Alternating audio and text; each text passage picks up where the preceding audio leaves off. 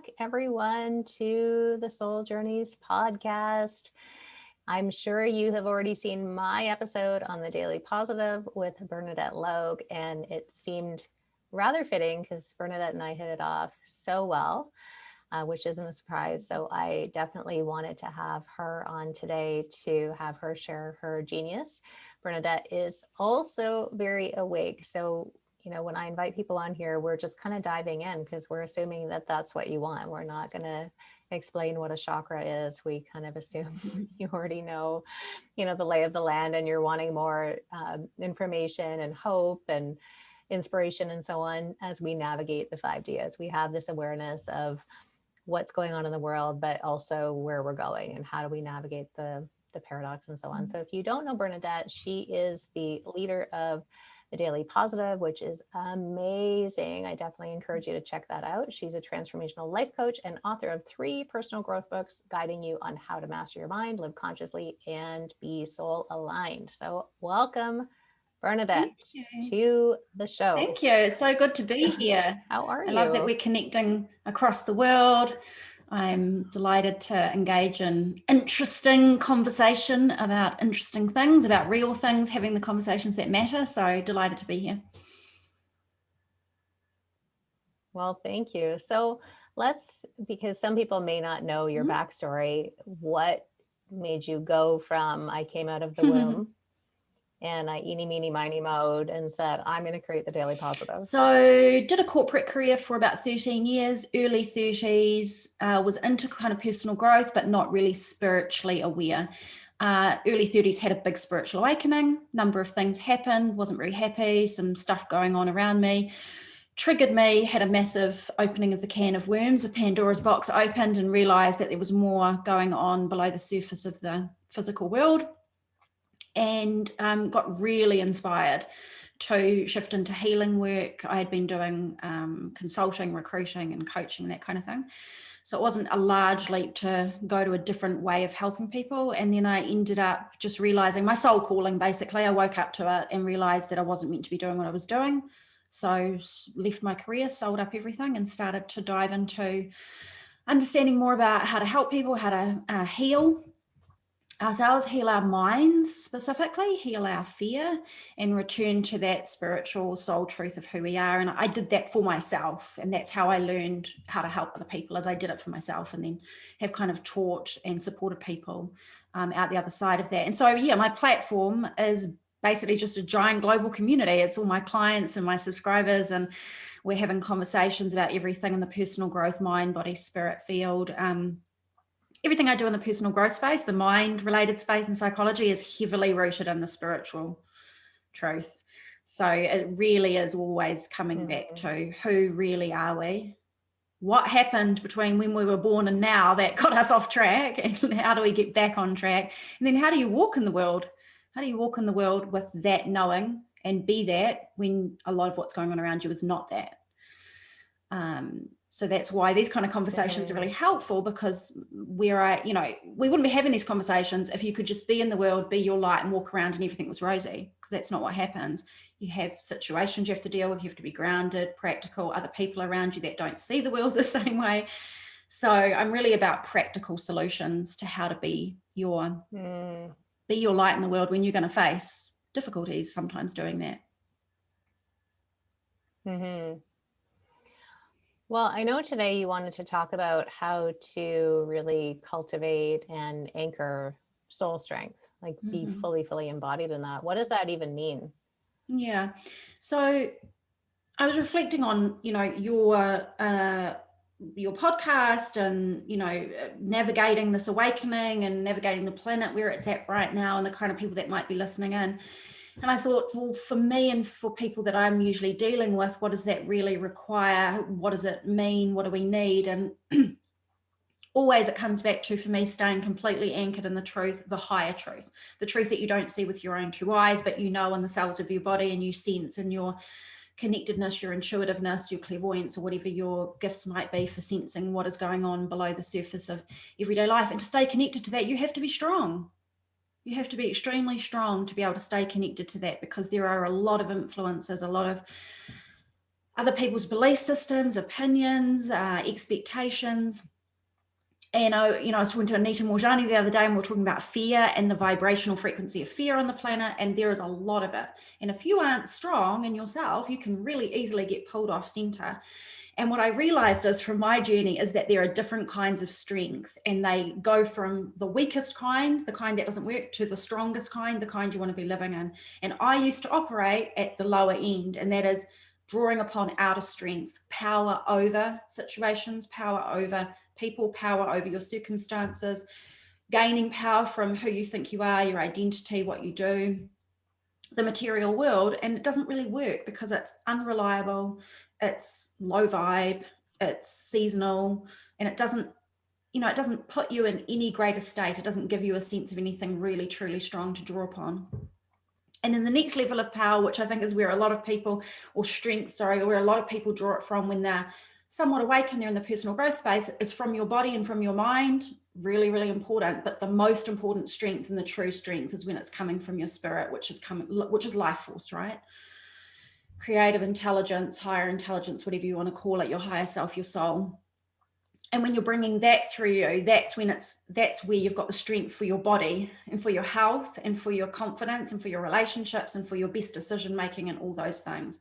And I think we can sometimes kind of vacillate between the types of strengths. When we fall into our ego and stuff, we're drawing on lower level strength. When we're just drawing on our mind and we're trying to make stuff happen with our mind, like that's good, but it's not the big picture, it's not the complete picture. And so this groundedness and being able to come back to your support team in the unseen, your soul, and that life force energy, that's where the true strength comes from.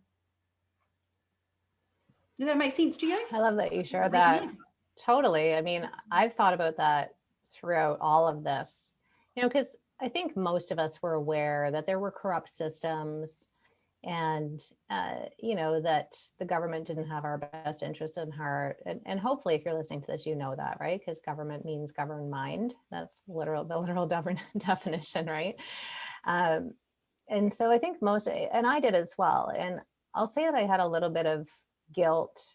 I don't know if guilt's the right word, but how could I have shifted this or whatever? Because I, like many, just pretended that it wasn't as bad because I needed to live life. I didn't want to be mired in all of the,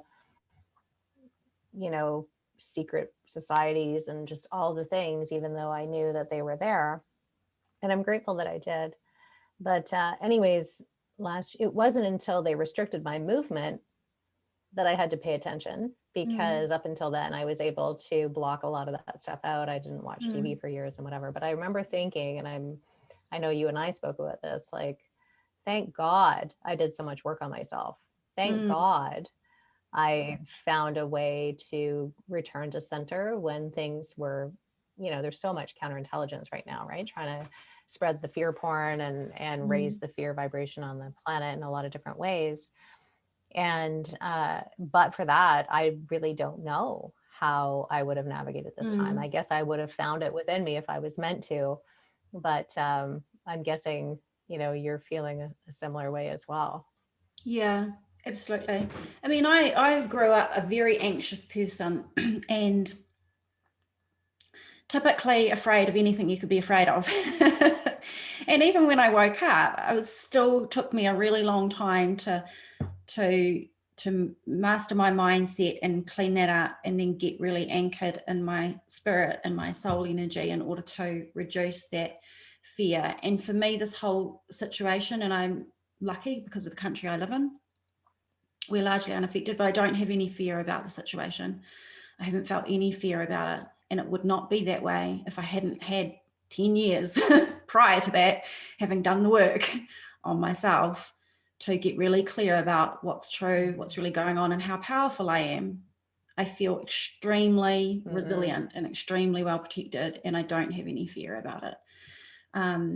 But that's not to say I don't fear other things in the world. It's just like, for some reason with this global situation, I'm not afraid of it. But I know it's because of only one thing, and that's because I feel so deeply connected to the other side, to spirit, and to my guides and to my own soul. And I know that this whole situation, I'm just here on this life journey having this experience, this is not the totality of who I am.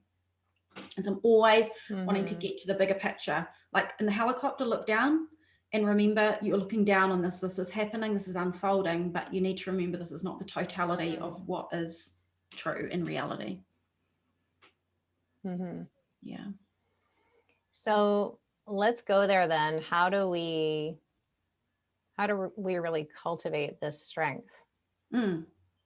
Well, I think one thing that I love is to always remember you don't have to actually cultivate it because you already have it because you were born with it and it's who you are. So that's kind of nice, because if you're feeling like weakened or afraid or stressed out or anything like that, it can feel like I have to do a lot of work to get there, and it's somewhere out there and I'm not even sure if I can be that strong. And it's like, you are that strong. You were born, like that is who you are outside of your body and your mind. So that's kind of refreshing, because it's just like you're going to go home to it.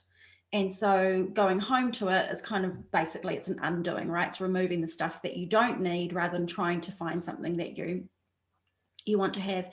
And I was thinking about this in terms of if I was wanting to be practical about how do we, I'm really practical. So it's like, what does it really mean to be in your soul strength, and how can you connect in with that? And I think the easiest way for me is to really recognize anytime you are in your mind over analyzing and overthinking, or you are in fear energy, or you're in judgment or egos, though that is not going to give you strength.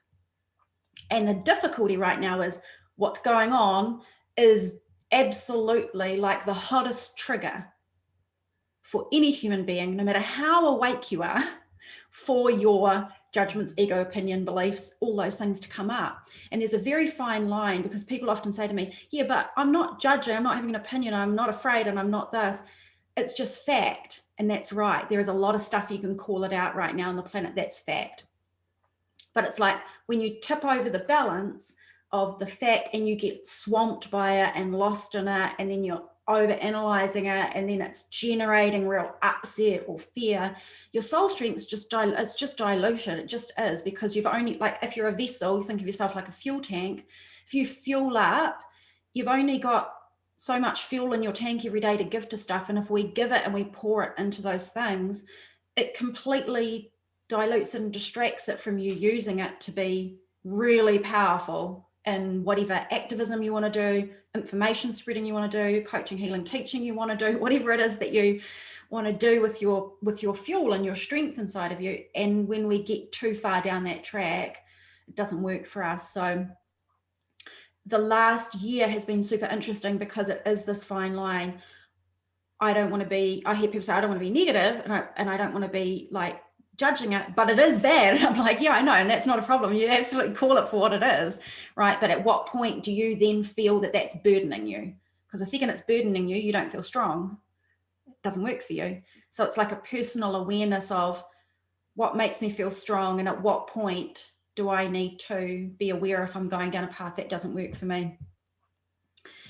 So the other part of it is, it's really, this sounds a little theoretical, and it is a little hard to put this into practice, to be honest, but if you're sitting in yourself and you're sitting with the truth of what you know about reality, beyond the world that you see, beyond the physical dimension, who you are as a spirit, whatever information you get from your spirit guides, or if you work in Akashic records or whatever you do, what is your sense about what's possible and what needs to happen in order for things on this planet to look different? From a unifying, from a healing, from a resolving, from a let the systems break down so that they can be rebuilt. What's your sense about what's possible for that? And to sit and, like, I call it solutionize. What are the solutionize that are needed in this situation? And the solutionize might be activism. The solutionize might be, through my solutionize, I see that I need to do X, Y, Z, whatever it is. But that's letting your soul speak to you, guide you on what can you do in the world that's going to be useful right now. And anytime you're doing something that's intuitively aligned and you feel soul guided, is going to amplify your soul strength and is going to have you show up feeling really good and feeling really strong and feeling really active. Like, what you're doing is going to make a difference, whether it's just for yourself or your family, or if you've got a community or a business or whatever it is. Yeah. So the other thing is that I heard many years ago, like probably a decade ago, and I think it was Elizabeth Gilbert, and she was talking about going on stage and being really afraid. And she said something to herself, and I remember this. I remember hearing her in an interview say this. I'm sure it was Elizabeth Gilbert. Something like, people have enough fear of their own. Stop it. Like the people you are going to help have enough fear of their own. They don't need yours to. And here is why I think that's really important for anybody that is awake to hear. If you believe that you're a light worker, you're a healer, you're a guide, you're a whatever, and most people that are awake are, because whether it's in your family or in your own life or your business, doesn't really matter, then think about this. If you're here to shine the light, it's like you're a pathfinder, a waymaker, a trailblazer, right? So you are holding the light and you're guiding people, right? People have enough fear and judgment in the average population. If we show up with any fear or any judgment, we're like doing a disservice to the people that we're wanting to help, including ourselves. And so it's always coming back to what's going to drive my car, what's going to drive my day, what's going to drive my choices. And so coming back to it, if I am here as a light worker, a healer, a coach, or whatever it is, and I know that that's what I'm here to do, and I really want to make a difference, then my suggestion is just sitting in with yourself and saying, what was I born to bring forth? Because now is not the time to get distracted by what other people are doing wrong. We need to see it, we need to call it out, and we need to not buy into it, and we need to not participate, and it's completely fine to notice all that. But also at the very same time, we really need to go, what was I born to bring? And now, people, is the time to be bringing it and to not be diluted in that. So some people might say, well, I was born to bring healing energy, like I'm an energy worker, or I was born to bring being a truth teller, or I was born to bring whatever. And that is your soul strength, because when you are doing that work, or when you are being that way, or when you're talking that way, that is purely your spirit flowing through you. When it's intuitive, right? You know that feeling, you got this soul calling to do something. As soon as you are being and doing that, it's like all of divinity is flowing through you into the world. And that's what is needed right now, with a lot of people doing that. So those are kind of some reflections or prompts that people could use. Is, what's your soul strong suit? What did you come with? What have you got? What have you got that you can pull out? And you don't have to work at it, because it's just natural in who you are. It's who you were born as. I think probably people listening will have a sense of what that might be for themselves.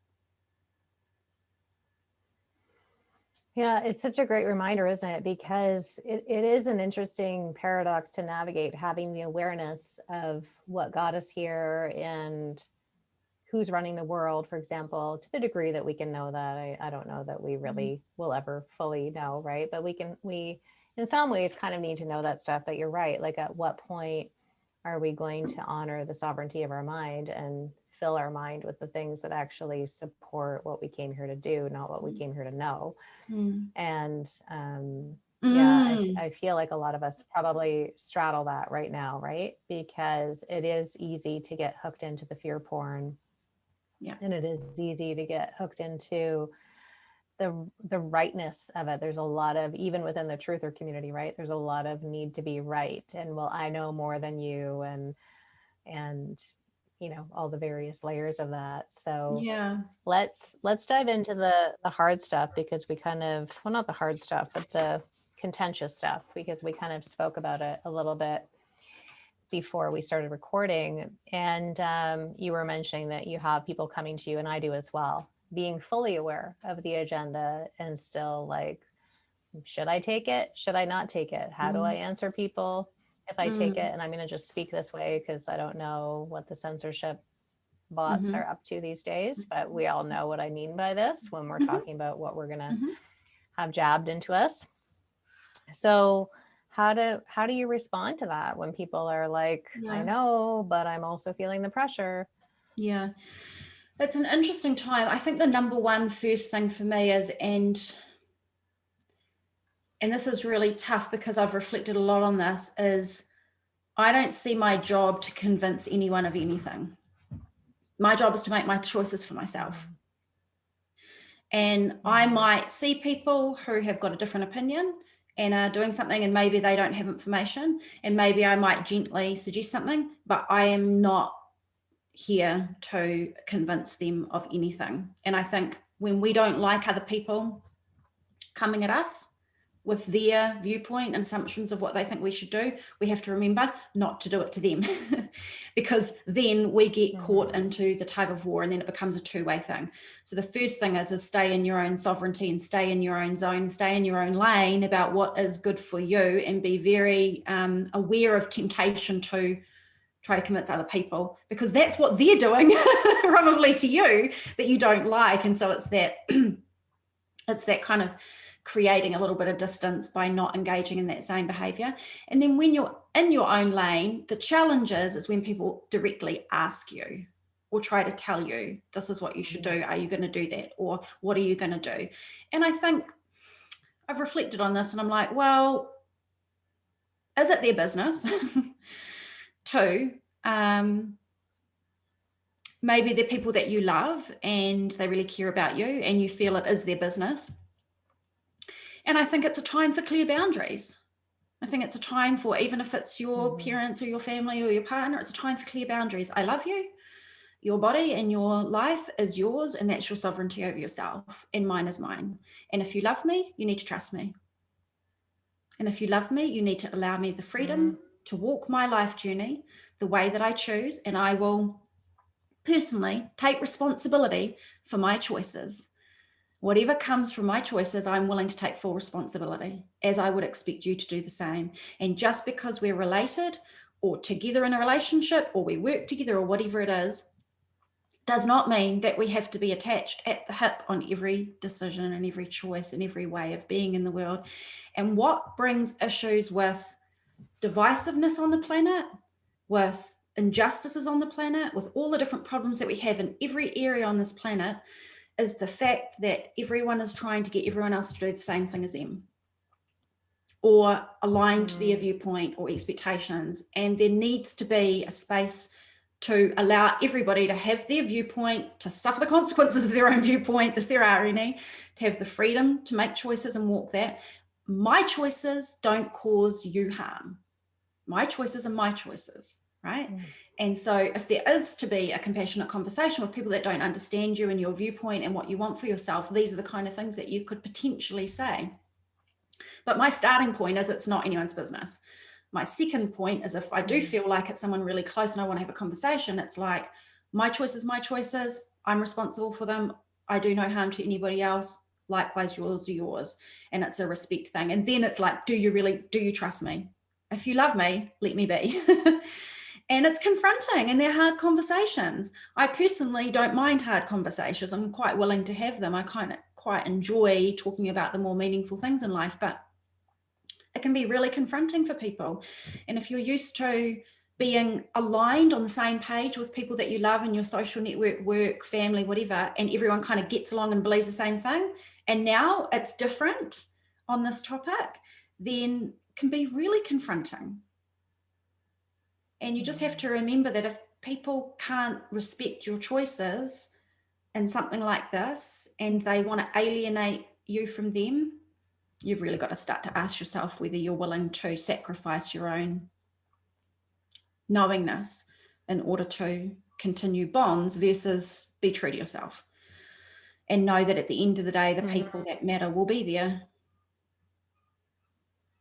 Yeah. But I think there's a lot of conversations. That because...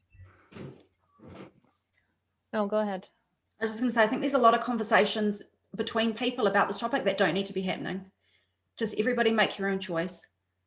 You don't need to be knowing what other people are doing. It's not your body, it's not your business. Like, just do your thing. Everybody do their thing, right? But people are so interested into wanting to their viewpoint and their way that they want the world to go to be happening. And so there's like a constant engagement with other people. But sometimes I wonder if that's necessary, or if we all just go about doing what we know is right for us. Well, even as you're talking about because I've had this too, where, but for what's happening in the world, certain relationships would have stayed the same.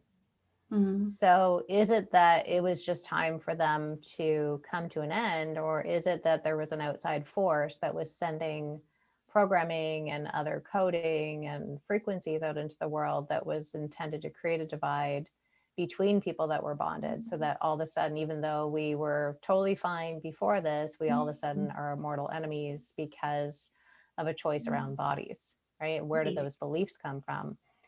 Yes. And where have we ever, up until this last year, where have we ever remotely felt the need or felt entitled to know what people are doing with their bodies? That's not us. If Yeah. people can hear anything, that is not us creating that. That's coming from somewhere else. And so when you're feeling divided with someone, I would highly recommend that we ask, where is this division coming from? Yes, Is I this love something that. I'm choosing, or is this something that's, floating in the air, so to speak? Yeah. Right? Because I'm with you. Like I'm personally not going to choose this for myself. And I realize that that comes with some cause and effect that is out of my control, in the sense that there are certain conditions that may be operating.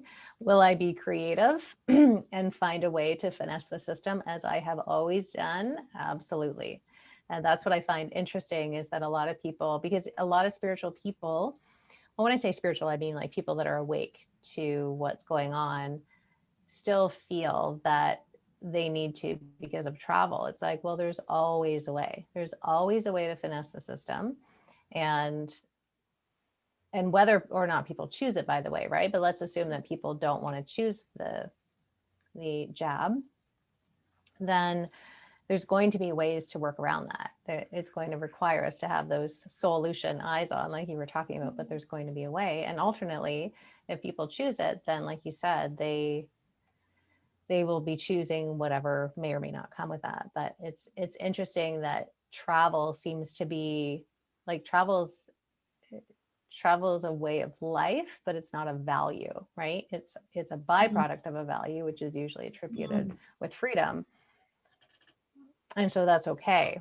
But for me, I'm personally not going to compromise my health and additionally my ethics to travel. And that's just me speaking, because I have traveled a lot, and so I'm coming from a different perspective, right?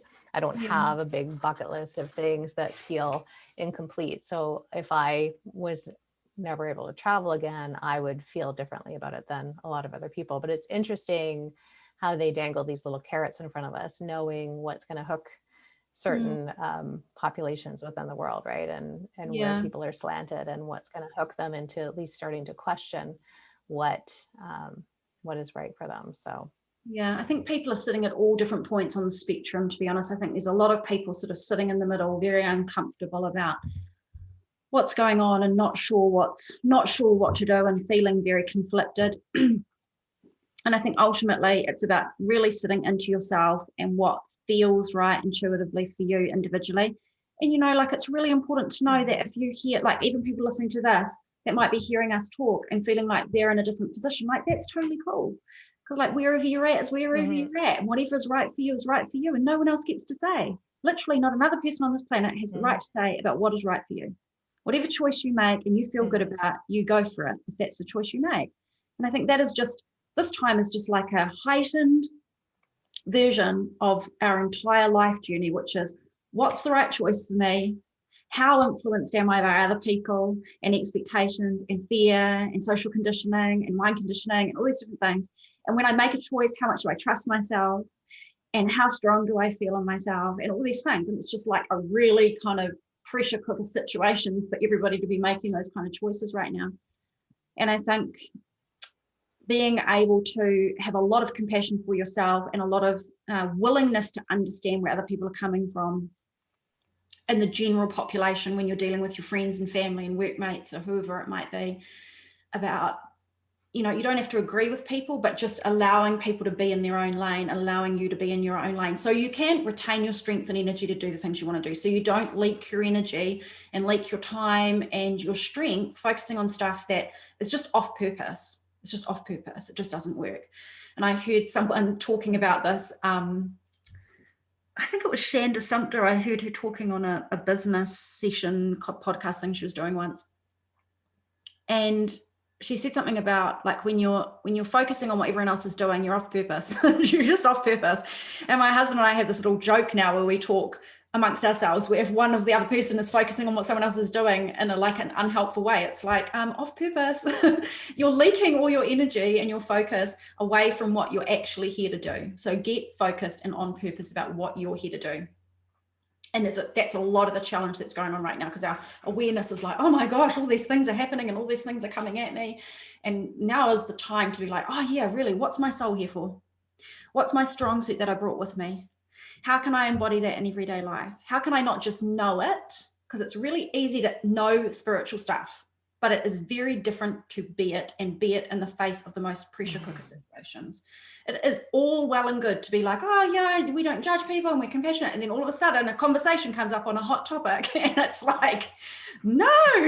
And you get upset and right. And it's like, oh, yep, this is the moment when, you know, I meant to be saying, I hear their suffering, I understand where they're coming from, it's not my viewpoint, but I'm going to be patient, I'm going to be whatever. It's like, where does the rubber meet the road so that I can be what my soul had me come here to be? Because I'm pretty sure my soul is not interested in being here for fear. It did not come forth to get all caught up in all this ickiness. I'm just like, how can I get as high above it as possible, strengthen my energy field, and be uber powerful in doing things that I believe my soul came to do?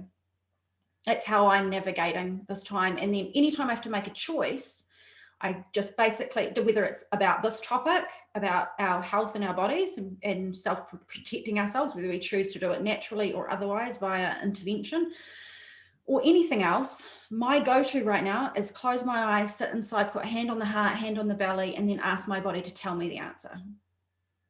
And or pendulum, kinesiology, right? Muscle testing. And I let my body answer. And the other thing is like, don't make choices and worry about choices before you need to make choices. Like, people are spending a lot of time worried about what's going to happen next year and when's the world going to open up, what's it going to look like. It's not here yet. What's here? What are the choices that we need to make right now? What can we do? What would feel right now? And really deal with the bridge that's right in front of you is another way to kind of not end up leaking your soul strength and getting kind of wound into directions that don't serve you. Yeah. Mm-hmm. So what does a typical day look like for you then, if we're looking at how you cultivate, or well, how you access your soul strength that's already there? Yes, I and love maintain it and kind of expand it? Yes.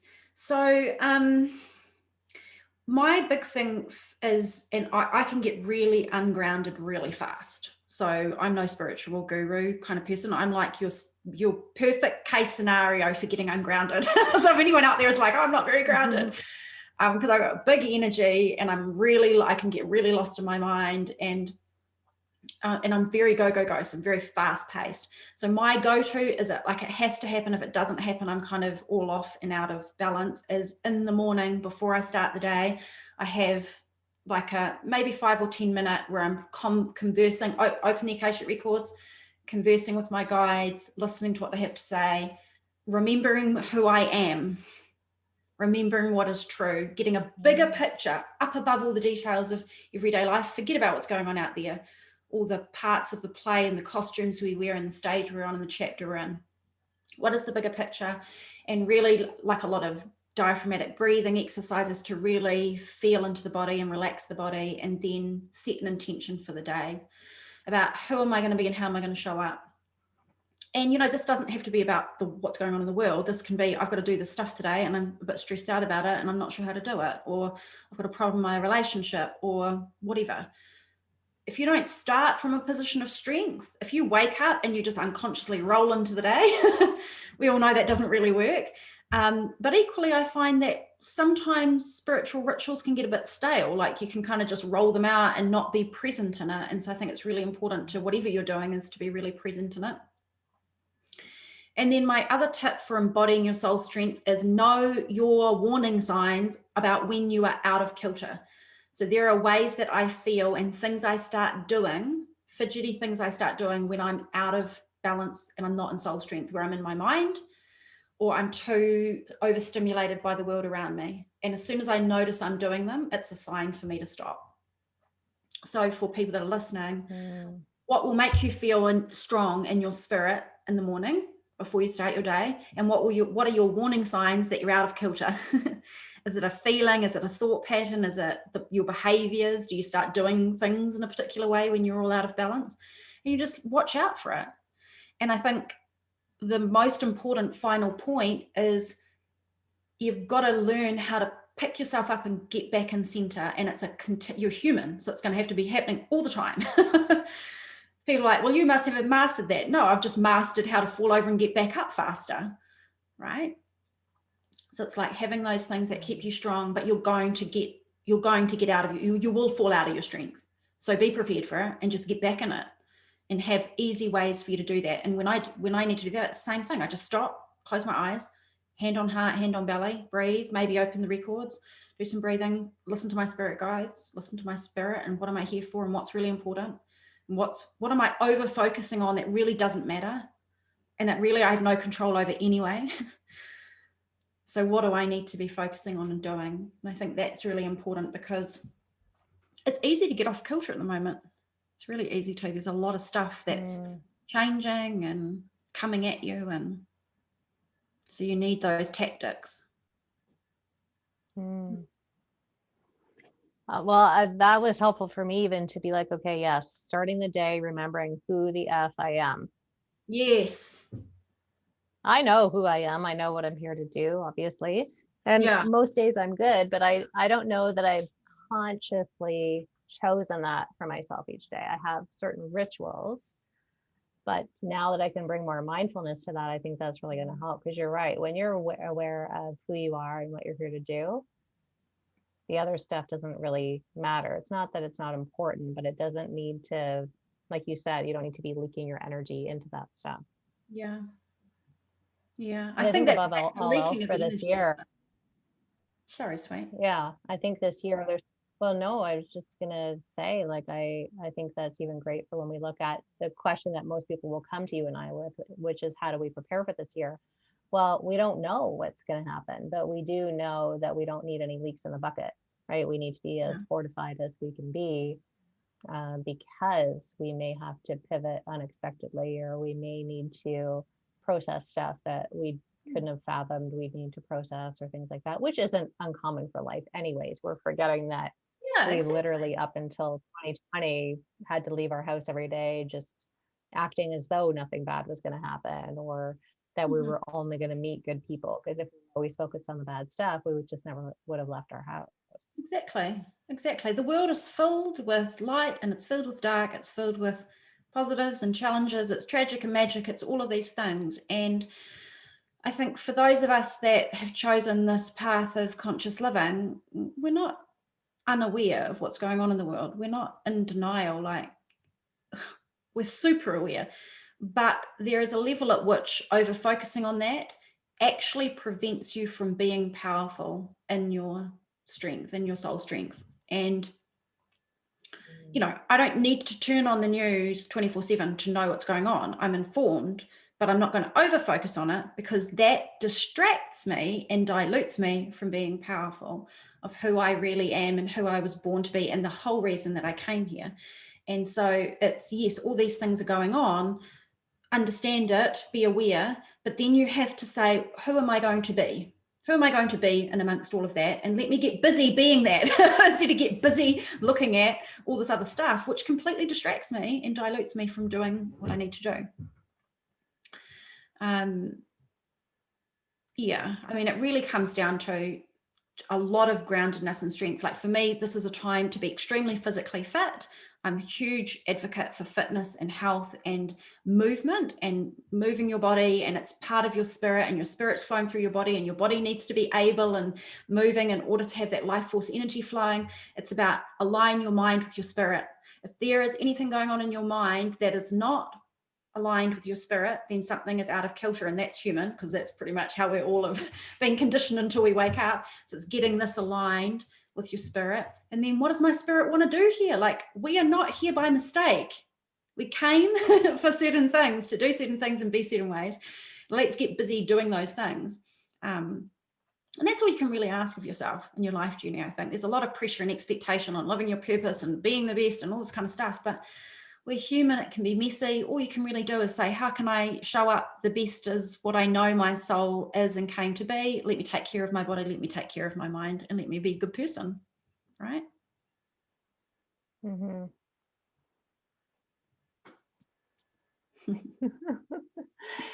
So, well, what are you creating this year then? Because I know you're super focused on what you came here to share and contribute Yeah. and so on. I know you've got some other things going on. So what is rolling out this year? Yeah, so I'm in a 6-year numerologically, so it's all about family, relationships, home front, balance. So that's the energy that I've been in. But also, I was very inspired to have my yearly theme. Every beginning of every year I do this best year yet planning thing where I plan what my year's going to be and I give it a theme and an anthem. So my theme this year is expansion. And for me, from a work perspective, and that when I talk about my work, it's not really work, it's more like my soul joy. It is the two things that I've been focusing on over the last couple of years, which is really mindset and spirit alignment. And so I've been teaching a lot, like I do my Soul Odyssey program, that's reconnecting people to their soul and their life plan and their purpose. And mindset, master your mind, get your mind aligned with your soul. Because if it is, it'll power you up to a whole nother level. If it's not, it'll hold you back. Because I have this funny thing about the spirit and the mind, and some people are all about spirituality, uninterested in the psychology and all this kind of stuff. Some people are all about the psychology, uninterested in the spiritual aspect of life. And the reality is that you're both, and your mind will block your soul flowing through you and get in the way. And if you're all about your mind, you're missing the bigger picture of who you really are. So a lot of the work that I've been focusing on is bringing people to clarity in those 2 points. And that really creates more of an alignment, which is the answer to, in my view, answer to everything. It brings all the happiness, peace, and results that you want when you get soul aligned and you get your mind in alignment with that, gets out of your way and getting out of fear. And beyond that, loving my lovely life here in New Zealand and with my husband, and focusing a lot on fitness and strength. So I saw a medium in, I go probably only like once every couple of years when I feel like drawn to, and I saw this Mind Body Spirit Festival happening close by, and I was like, oh, I really feel drawn to go to that. So I went, and I ended up having a reading with this woman, and I had not but sat my butt in the seat, and she started, and she had my life pegged down to the details, like details that it was creepy, crazy, amazing that she knew. And she said to me in the session, she said, they are just being like, what are you doing? You are so strong inside, but you're being weak right now. Because there's decisions that I'm making about my life and my lifestyle, nothing to do with my work, just generally kind of joy, what brings me joy and, you know, what lights me up. And they're like, my spirit guys are apparently saying to me, oh, why are you being so weak? So she said, you need to power up. So I left there. I've started a weightlifting program. I'm doing like in the gym, I'm doing like really heavy weightlifting. I'm really powering up my strength and all the fronts. And I have to say, it's definitely put me back in my soul strength. I'm feeling, you know, that whole mind body connection thing is undeniable. Right, when you For sure. yeah so that's pretty That's cool. So amazing. yeah, lots of different things I'm up to. It's amazing too, the correlation between our mind and our body as far as what we think we can do. Our body can do more than we think. And oftentimes I know even just from my own experience from working out over the years, right? That if I look at an exercise and I'm like, oh, I can't do that. I have to catch myself and go, you actually don't know because you haven't tried it. So how about you just try it, right? Yeah, But I think it's just such a metaphor for life, right? How we do life. yeah, that's exactly right. We were talking down at the gym about how you show up in the gym, how you show up to lift a heavy weight, how you show up to do anything difficult is how you show up everywhere. And if you can master it in one area, it's going to positively affect all the different areas of your life. It's yeah, it's incredible. We so underestimate ourselves, it's not even funny. Most people are probably operating at like 10% of their capacity of what they're capable of if they really were unleashed, which is awesome, because like that's what's ahead of you. People are like, oh, what's ahead of me in my life? That's ahead of you, like all of that. Like imagine like discovering what you're really capable of. And the interesting thing is the only way you discover that is if you're willing to step right out on the precipice of your comfort zone. Because that's where you will be called to show up with a strength that you don't know that you have. Yeah. Mm-hmm. Yeah, I'm so with you on that. Well, I mean, you and I could talk forever, and I'm sure we will do this again in the not so distant future. But before we wrap up, I know people are going to want to know how to stay in touch with you. So, what are the best ways they can do that? Oh, lovely. So they can come to thedailypositive.com. And I have got loads of free resources at dailypositive.com/resources. So classes about overcoming fear, free classes about unstoppable mindset, lots of audios and guides and things that support like how to light the way, how to be a leader at these sorts of times, free class. So lots of resources there. And then well, if they're on Instagram, they can find me, The Daily Positive, or YouTube, The Daily Positive. Wow, Yeah. that's quite a, and I know you're pretty active on Instagram. I'm not, but I admire people that are. One day I'll commit to figuring it out, but for right now, I just delegate that stuff. Well, Bernadette, I'm so grateful that you shared your positivity and your wisdom and so on with us. It's so wonderful to have you here with us. And thanks to all of you for being here with us today as well. I hope you got some really great value. I imagine you did, because I certainly did. We'd love to hear from you and what your takeaways are. In the meantime, we're going to wrap up for today and see you again next time. Bye for now.